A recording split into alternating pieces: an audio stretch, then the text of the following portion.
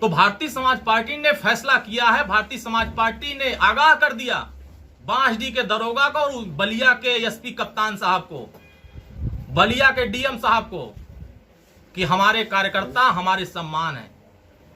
हमारे कार्यकर्ताओं पर अगर आंच आएगी, हमारे कार्यकर्ताओं को निर्दोष अगर पीटा जाएगा, तो बलिया के बांसडीह छोड़ दीजिए, किसी भी थाने में दरोगा बैठने लायक नहीं रहेंगे।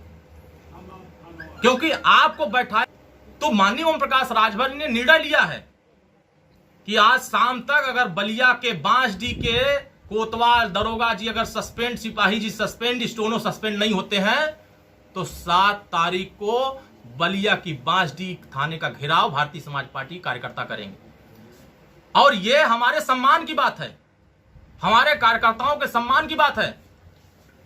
बलिया में जिस तरीके से हमारे कार्यकर्ता बम बारूद लेके नहीं चलते हैं, सरल स्वभाव, गरीब बेचारा, गरीब को आपने पीटा है और पीला गमछा लेकर के चलने वालों से जिन लोगों को तकलीफ हो रही है, जिन लोगों को लग रहा है कि पीला गमछा लगा देने से जिनको तकलीफ हो रही है, जिनकी आंखें अगर नहीं काम कर रही है, तो उनका आंख भी अब निकालने का काम भारतीय समाज पार्टी कार्यकर्ता करेंगे।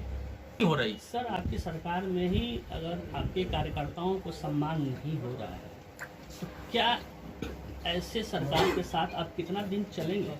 क्या अगर नहीं रुका इस तरह का, तो क्या रास्ता अलग होगा? देखिए, हमारा लड़ाई यहाँ आर पार की होगी। कार्यकर्ताओं के लिए अलग होगा रास्ता। कार्यकर्ताओं के सम्मान के साथ अगर खिलवाड़ होगा छोड़ेंगे तो लड़ाई आर पार की होगी। बीजेपी हम उत्तर प्रदेश की सरकार के मुखिया को ये संदेश दे रहे हैं, उत्तर प्रदेश के डीजीपी साहब को संदेश दे रहे हैं, बलिया के कप्तान साहब को संदेश दे रहे हैं, बलिया के डीएम साहब को संदेश दे रहे हैं कि उत्तर प्रदेश की सरकार जिस दिशा में काम कर रही है, अगर अपने सोच को नहीं बदलेंगे तो उनके सोच को बदलने का काम ओम प्रकाश राजभर खुद करेंगे।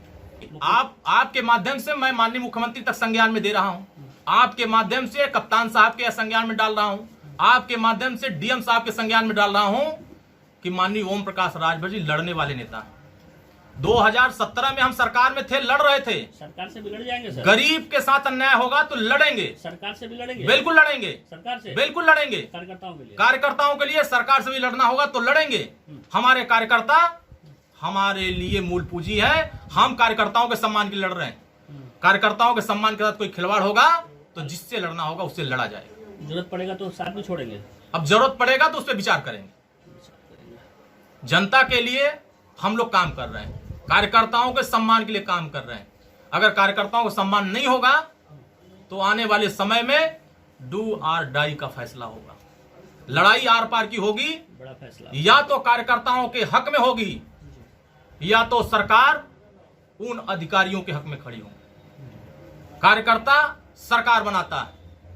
ये लोग जो थाने में बैठ करके पंचायत कर रहे हैं, गरीबों को मार रहे हैं, गरीबों से वसूली कर रहे हैं,